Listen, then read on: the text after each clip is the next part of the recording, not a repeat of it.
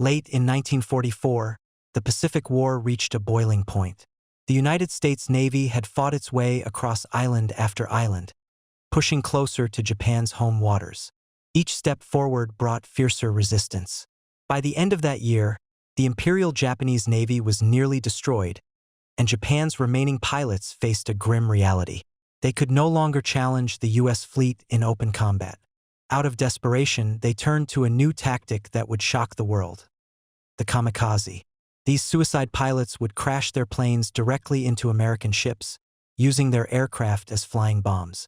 The first large-scale use of kamikazes came in October 1944, during the Battle of Leyte Gulf. This massive naval battle took place in the Philippine Sea and along the approaches to the Philippine Islands.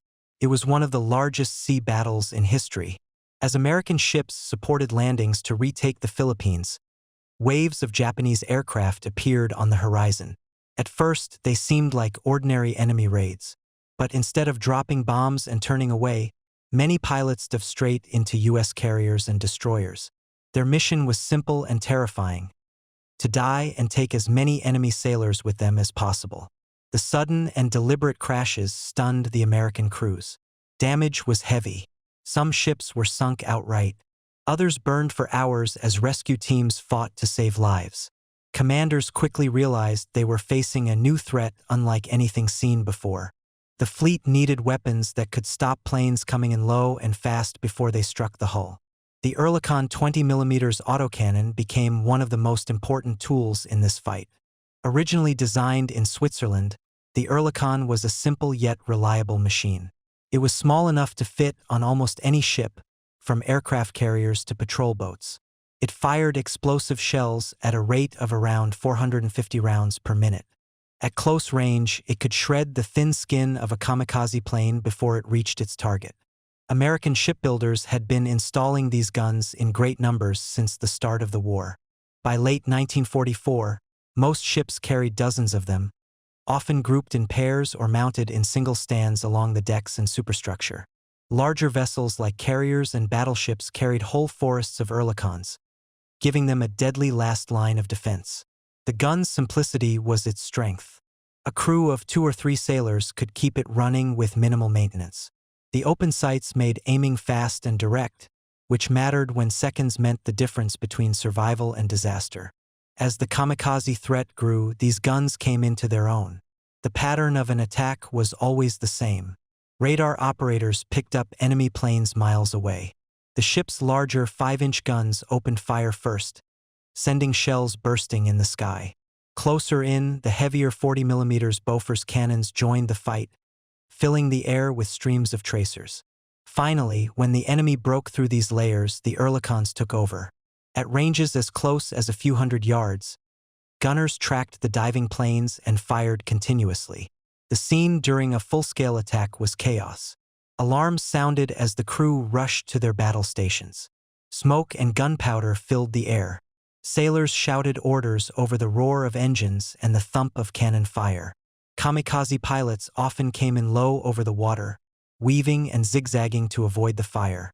At the last moment, they would climb slightly and aim straight for the bridge, the flight deck, or any vital part of the ship.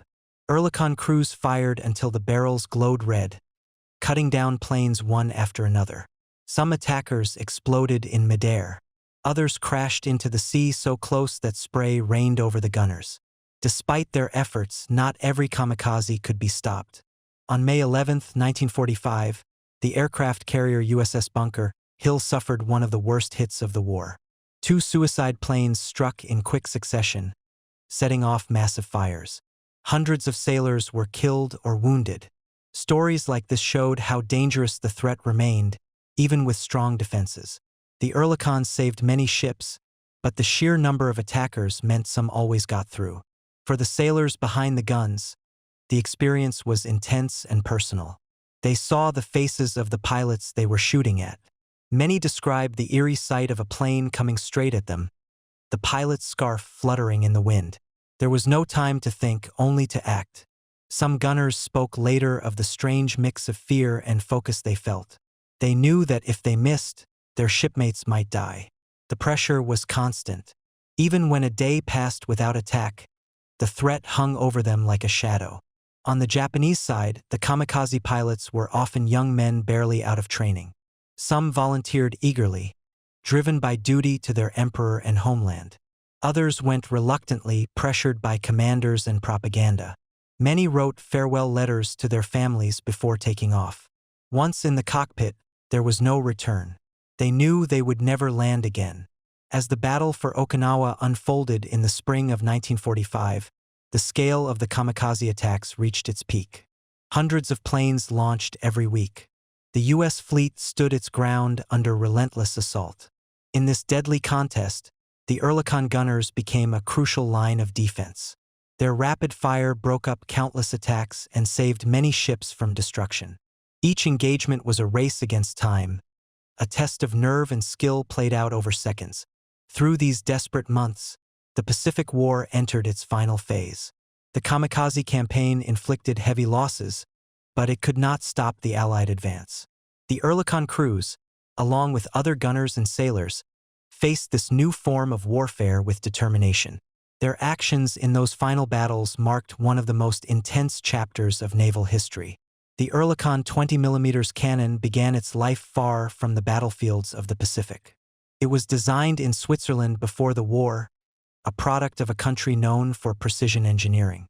The Allies adopted it because it was simple, rugged, and deadly at close range. As the war spread across the oceans, this little cannon would become one of the most common weapons found on Allied ships.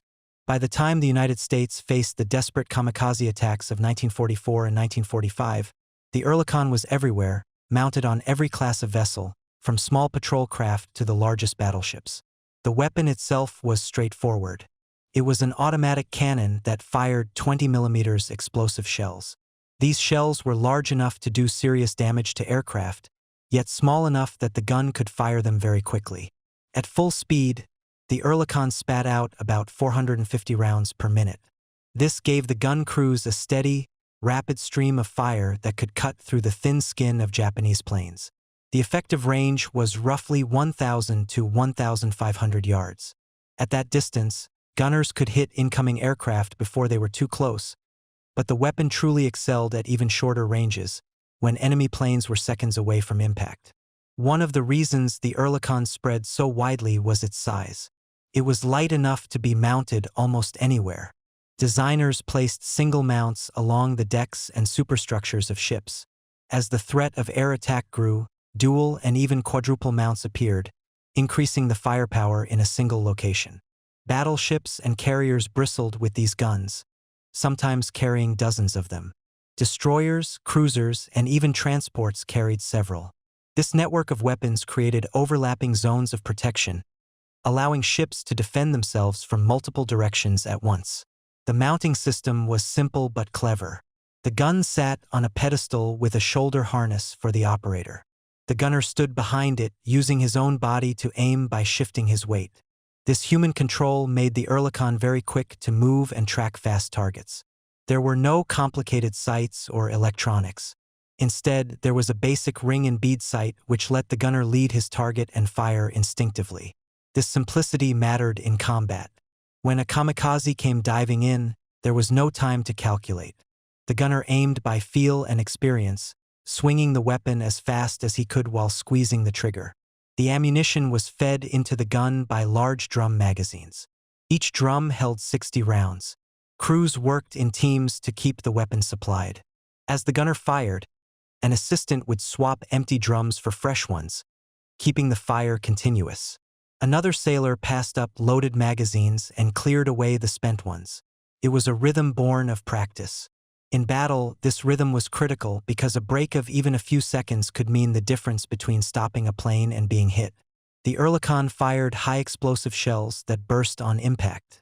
These shells were designed to tear apart aircraft in flight. Kamikaze planes, often older models stripped of armor to make them faster, were especially vulnerable. A single well-placed hit could blow off a wing or ignite the fuel tanks. Even if the plane did not explode, enough hits would slow it down or throw it off course, reducing its chance of reaching the ship. Gunners learned to aim for key points like the engine or cockpit, where damage would have the most effect. The speed and pattern of kamikaze attacks made the Oerlikon vital. Larger anti-aircraft guns, like the 5-inch dual-purpose mounts, were powerful but too slow to track low-flying, fast-moving planes at close range. The 40mm Bofors was better suited for medium range, but even it sometimes struggled against sudden, last-second dives. The Oerlikon filled the gap. It was the last barrier between the enemy and the ship. When other defenses failed, the Oerlikon crews were the ones who stood in the way. On the deck of a carrier or battleship, the sound of the guns was constant during an attack. The distinctive thudding of the 20mm cannons echoed across the water. Tracer rounds lit up the sky, showing the gunners where their fire was going. Smoke drifted from the barrels as they heated up from sustained bursts. Sailors described the feeling of the gun bucking under their hands, the vibration running through their shoulders and arms. The gunner was exposed to the open air, often just yards from where an enemy plane might strike. It was dangerous, exhausting work. Crews spent hours drilling to prepare for battle. They practiced swapping magazines, aiming quickly, and coordinating their fire with nearby guns. Each position had its own responsibilities. The loader kept the magazines coming, the spotter called out targets, and the gunner focused on keeping the plane in his sights. Communication was mostly by shouting, drowned out by the noise of engines and explosions. During actual combat, there was little time to speak at all.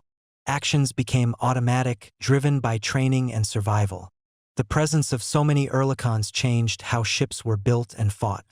Deck space was redesigned to give gunners clear fields of fire. Bridges and vital areas were shielded with armored gun tubs to protect the crews.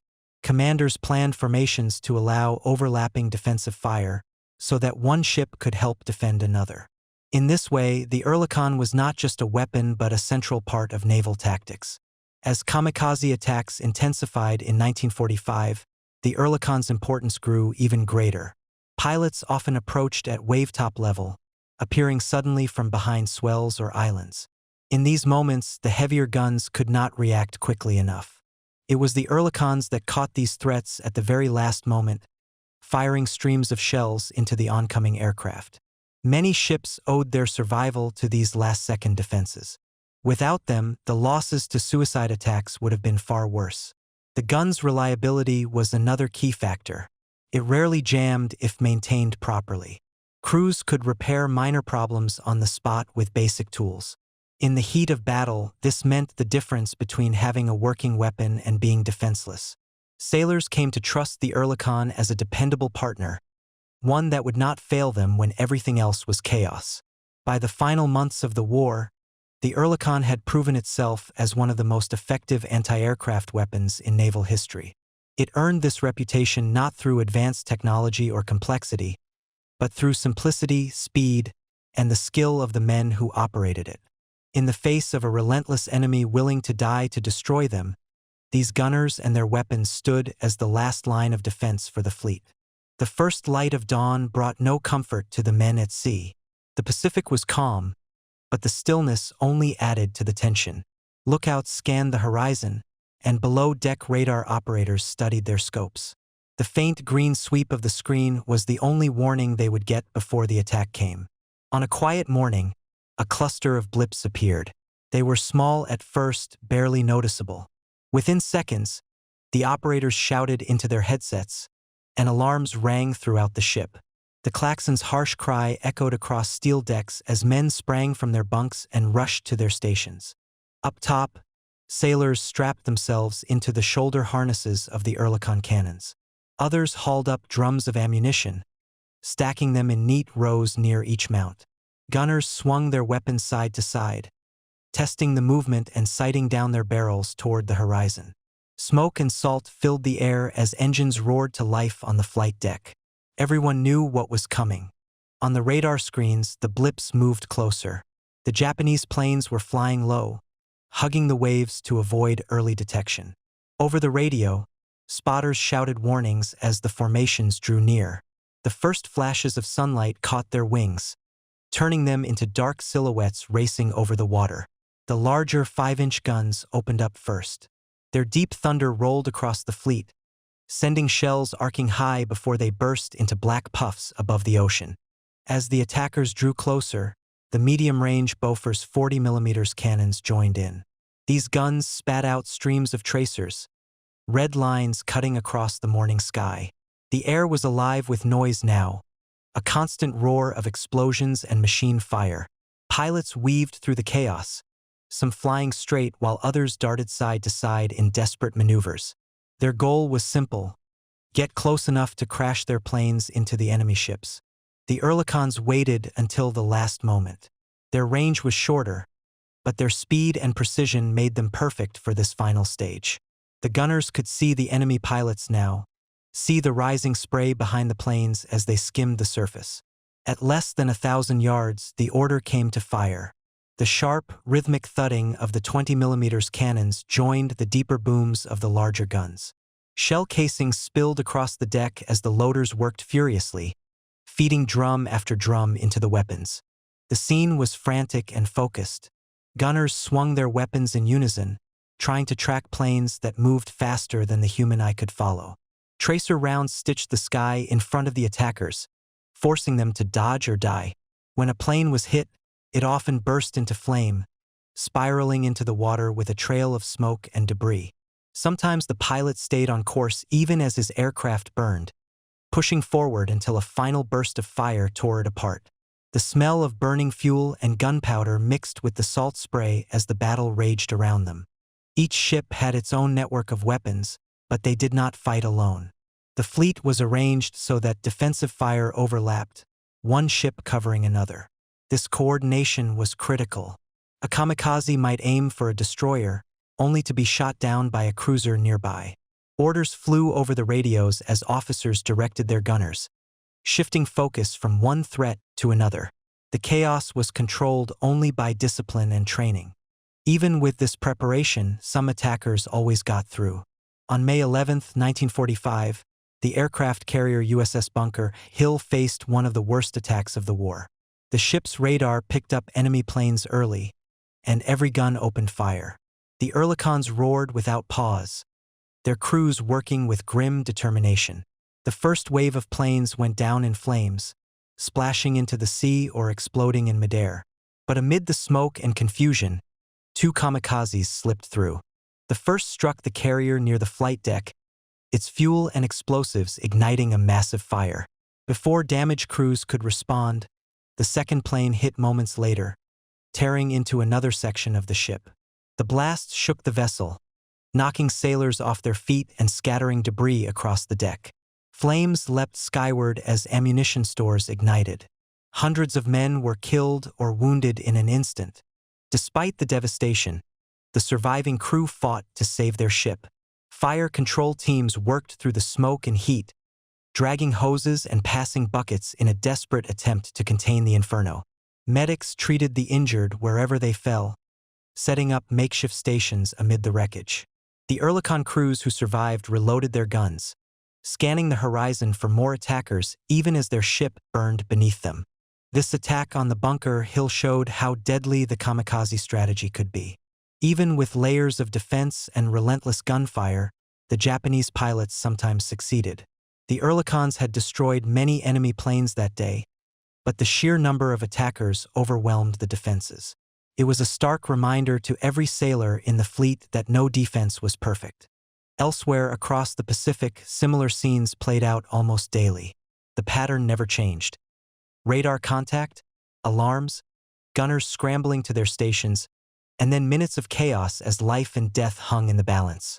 Ships learned to work together, their weapons forming a living shield around the vital carriers and transports.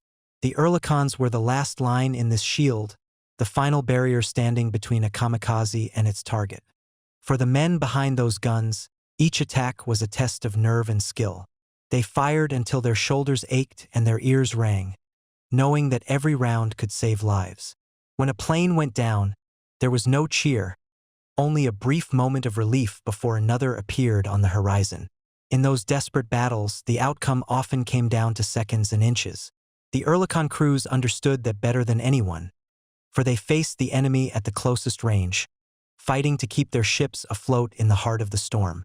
The sailors who manned the Oerlikon guns faced more than the physical danger of battle. They lived under constant strain. Every sunrise could bring another attack.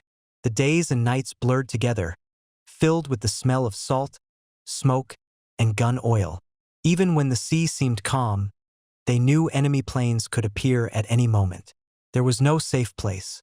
A carrier, a battleship, even a small destroyer could be the next target. When the alarm sounded, adrenaline pushed aside fear. Sailors ran to their stations with practiced speed, loading ammunition and swinging their guns into position. In those frantic minutes, training took over. The gunners focused on the small ring sights of their Oerlikons, tracking the enemy as they came in low and fast. They fired without pause, aiming not at machines but at the men inside them. One gunner later described it as shooting at human missiles. The knowledge of what they were doing weighed heavily on many. They could see the enemy pilots as the planes came close, sometimes close enough to make out scarves or headbands fluttering in the wind. These were not faceless targets. They were young men on a one-way mission. The gunners had no choice but to fire, because if they hesitated, their shipmates would die. That fact made the moment easier in battle but harder to think about later. After an attack, when the smoke cleared and the bodies were counted, the emotional toll settled in. Some sailors felt pride in protecting their ship, but others felt a deep unease. They wondered what drove a man to climb into a cockpit knowing he would never return. They questioned why so many lives had to be lost on both sides. For some, the guilt came not from killing the enemy, but from surviving when friends had not. The rhythm of life on board offered little escape. When a kamikaze strike hit a ship, the damage was often terrible. Firefighters and medics worked side by side, dragging hoses through corridors filled with smoke, carrying the wounded to makeshift aid stations. Gunners who had been shooting minutes earlier now found themselves carrying stretchers or searching for missing friends.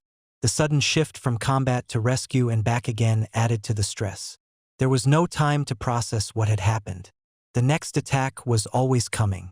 Some men coped by focusing on routine. They cleaned their weapons, checked their gear, and followed the same drills every day. This gave them a sense of control in a situation where so much was out of their hands. Others found comfort in letters from home, read and reread in rare moments of quiet. But even these brief escapes were fragile. A letter could arrive one day, and the next day its recipient might be gone. The Japanese pilots faced their own burden. Many were very young, some barely out of flight school. They were told that their sacrifice would save their country and protect their families. Propaganda painted the kamikaze as noble heroes. Some embraced this role willingly, driven by nationalism and a sense of duty to the emperor.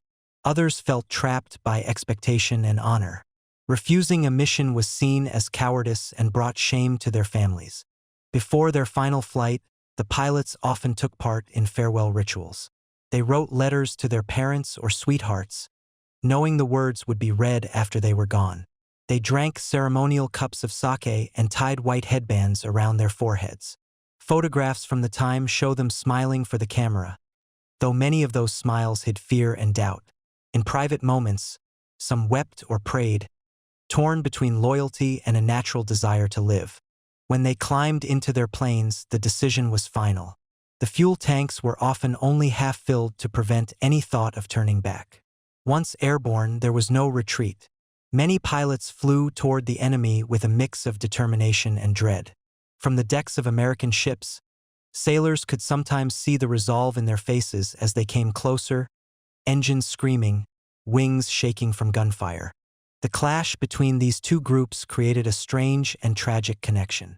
The Oerlikon gunners and the kamikaze pilots were locked in a deadly dance that neither side truly wanted but both had to perform. The gunners defended their ships and crewmates. The pilots gave their lives in a desperate attempt to stop the advance of overwhelming force. In those final seconds before impact, the distance between them was measured in yards, yet the gulf of understanding was immeasurable. Morale among the American crews shifted as the campaign dragged on. At first, the kamikaze attacks caused shock and anger. The idea of an enemy willing to die rather than fight conventionally was hard to grasp. Over time, that anger turned to grim acceptance.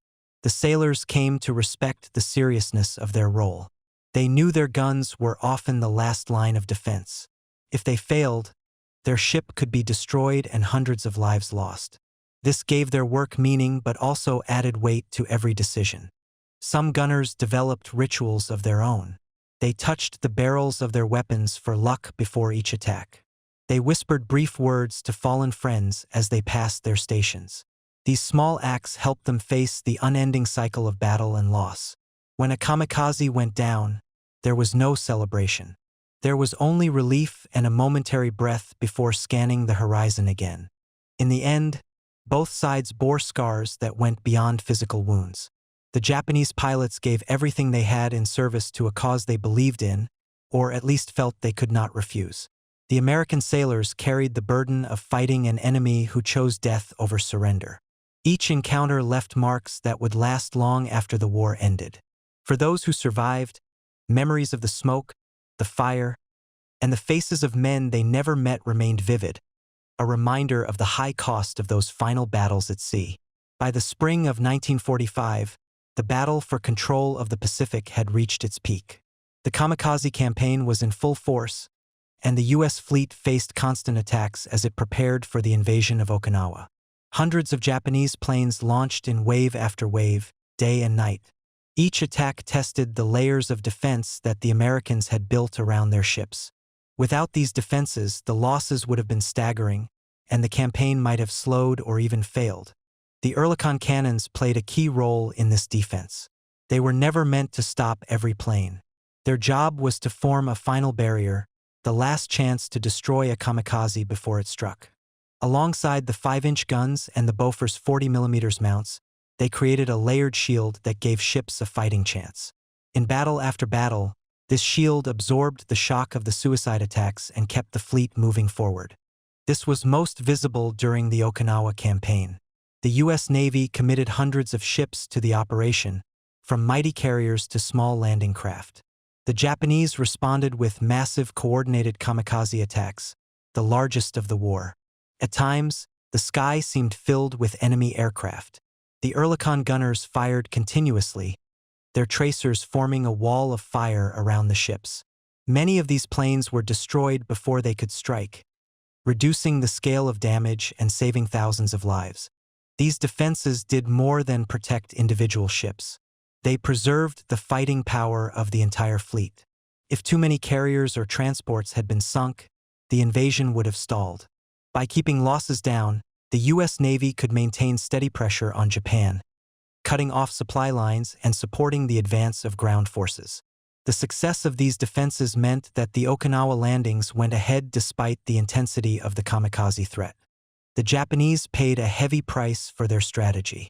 Each suicide attack cost a plane and a trained pilot, resources that Japan could not easily replace. In the early months, some attacks inflicted serious damage.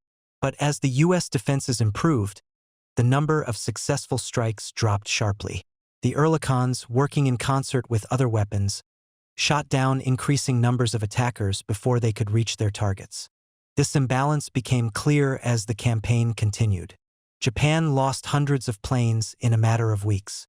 Many of the pilots were young and poorly trained, rushed into combat with only the most basic instruction. Even those with skill could not overcome the sheer volume of defensive fire. The result was a steady drain of manpower and material with little to show for it. Entire units were wiped out without causing meaningful setbacks to the American advance. The failure of the kamikaze strategy had deeper consequences. It marked the final collapse of Japan's ability to challenge U.S. naval power. Once the suicide planes could no longer break through the layered defenses, there was nothing left to stop the relentless push toward the Japanese home islands. The loss of these pilots also meant that Japan's future air force would be weakened beyond repair. By the time the battles reached the doorstep of Japan itself, there were few experienced aviators left to defend the homeland. For the U.S. Navy, these battles highlighted the importance of having multiple layers of protection. Before the kamikaze threat emerged, ships relied heavily on larger guns to fight off enemy aircraft. The appearance of suicide planes, flying low and fast, exposed the gaps in this system. The Oerlikon filled one of those gaps, providing rapid fire at very close range. The Bofors covered the middle distances, while the 5-inch guns struck at incoming threats from far away. Together, they formed a defensive network that became standard for the rest of the war. This experience shaped naval design for decades to come. After the war, engineers studied the performance of these weapons in detail. They saw how critical it was to have overlapping zones of fire and a balance between heavy, medium, and light defenses. The lessons learned from the Oerlikons and their role in defeating the kamikaze influenced the creation of new systems. In the years that followed, navies around the world invested in advanced close-in weapons. These new systems used radar guidance and high-speed automated guns to replicate the role of the Oerlikon but with greater precision and speed. The most well-known of these is the Phalanx CIWS, a modern system designed to shoot down missiles and aircraft before they can hit a ship. Its concept can be traced directly back to the desperate battles of 1945, when sailors stood exposed at their Oerlikons, firing by sight and instinct. The layered defense pioneered during this time became the foundation of modern naval warfare. Even as technology advanced, the basic idea remained the same. Stop the enemy as far away as possible, but always have a final line of defense ready. In the last days of World War II, this concept saved countless ships and lives. Without it, the kamikaze campaign might have succeeded in slowing or even halting the Allied advance. The Oerlikon gunners, often young men with little formal training, became a vital part of this strategy. Their steady aim and rapid fire bought time for other systems to work. They gave the fleet the breathing room it needed to stay on the offensive. In many cases, they were the difference between a near miss and a direct hit. Commanders understood this and placed great emphasis on keeping the Oerlikon positions fully manned and supplied. As the war neared its end, the results were clear. The Japanese could no longer inflict the kind of damage that might change the course of battle. The U.S. fleet remained strong, its carriers launching continuous strikes against Japanese targets, its transports delivering men and supplies without interruption. The kamikaze campaign, once feared as a devastating new tactic, had been blunted by a combination of technology, tactics, and courage. The heavy losses suffered by the attackers contrasted sharply with the limited gains they achieved. Japan's strategy had consumed its remaining strength without stopping the Allied advance. The Oerlikon and the defenses built around it ensured that the final push toward Japan would continue without delay. The outcome of the war at sea was decided not just by the largest ships and the heaviest guns, but also by these small, rapid-firing weapons and the crews who manned them. Their actions shaped the course of naval history and set the stage for the systems that would defend fleets for generations to come. When the war finally ended, many of the Oerlikon guns that had defended the fleet were left silent on empty decks. Some were scrapped, others stored away, and a few found their way to museums. Yet the weapon's influence did not fade. Its design had proven itself in the most extreme conditions, and engineers studied it carefully. The Oerlikon's simplicity, reliability, and rapid fire made it a model for future naval defense systems. In the years that followed, improvements were made to increase its rate of fire, extend its range, and adapt it to new threats. Variants of the weapon continued to serve in navies around the world well into the Cold War. The core idea behind the Oerlikon remained relevant even as technology advanced. At its heart, it was a close-range weapon meant to give ships one last chance to destroy an incoming threat. This concept never became obsolete. As guided missiles replaced manned aircraft as the primary danger, navies needed weapons that could respond instantly and accurately. The lessons learned from Oerlikon crews, the importance of rapid tracking, steady fire, and overlapping defense layers, directly shaped these new systems. The most visible descendant of this line of thinking is the modern Phalanx CIWS, a self-contained close-in weapon system found on many naval vessels today.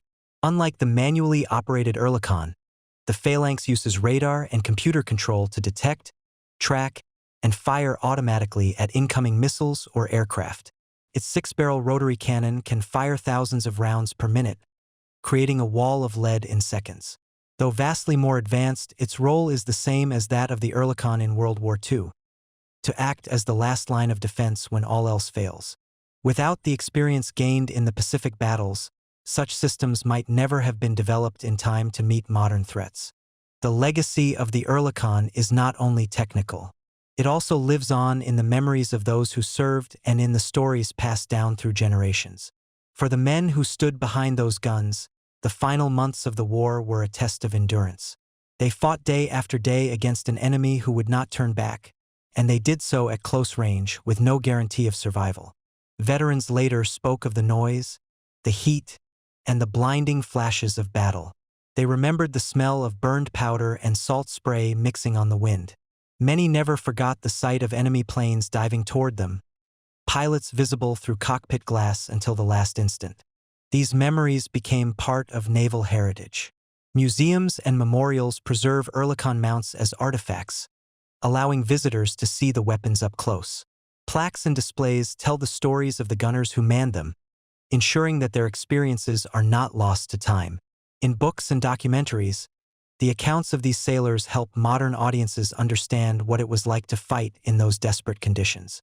These stories serve as reminders of the human cost of war and the courage shown by those who endured it.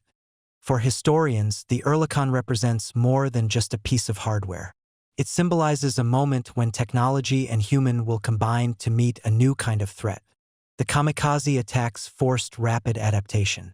Ships had to be redesigned, tactics rewritten, and crews retrained, all in a matter of months. The speed of this transformation was remarkable. It demonstrated how flexible and determined the Allied forces had become by the end of the war. The broader impact of these events reaches beyond naval history. The kamikaze campaign and the defense against it revealed the extremes of warfare. On one side were young pilots who believed their deaths could save their nation. On the other were sailors who faced them with unending vigilance, knowing that a single missed shot could doom their ship. This clash showed the terrible price of total war, where entire societies were drawn into a conflict that demanded everything from those involved. Lessons drawn from this period continue to influence military planning today. Modern forces understand the need for layered defenses, the value of rapid response, and the importance of morale among those who serve on the front lines. These ideas trace back to the decks of the carriers, destroyers, and cruisers where Oerlikon crews once stood. The same principles guide the design of today's warships and the training of their crews, even as the weapons themselves have changed. The Oerlikon also serves as a reminder of how war accelerates innovation. In peacetime, the development of new weapons can take years or even decades. During the final phase of World War II, changes happened in weeks. Ships returned to port and left again with entirely new arrays of guns and equipment. Engineers and sailors worked side by side, testing modifications in real combat. The urgency of survival drove progress at a pace rarely seen before or since. In the post-war years, some of the same men who had served as gunners became instructors and designers. They passed on what they had learned to the next generation, influencing naval doctrine long after the shooting stopped. Their first-hand knowledge gave depth to the reports and blueprints that shaped future fleets. The Oerlikon itself remained in service in many countries, upgraded with new sights and mounts, even as more advanced systems began to take its place. Beyond the military sphere, the image of the Oerlikon became part of popular memory. Photographs of ships bristling with these guns appeared in newspapers and magazines. Families saw them in newsreels and victory parades, symbols of the struggle at sea. In later years, veterans visiting memorials pointed out the mounts where they had once stood, sharing stories with their children and grandchildren. Through these personal connections, the weapon took on a meaning beyond its function. The final months of the Pacific War were marked by desperation, sacrifice, and innovation. The Oerlikon stood at the center of that storm. It gave sailors a fighting chance against an enemy unlike any they had faced before. It shaped the outcome of battles and left a mark on history that extends far beyond its steel and springs. Even as newer weapons replaced it, the lessons it taught and the memories it carried remained, echoing through the halls of museums, the pages of history books, and the minds of those who study the past. The defense against the kamikaze attacks remains one of the most intense examples of close-range naval combat ever recorded. The Oerlikon's role in those battles ensures that it will be remembered not just as a weapon, but as a symbol of endurance and adaptation. In the stories of those who lived through those days, it stands as a witness to the limits of human effort and the high cost of victory at sea.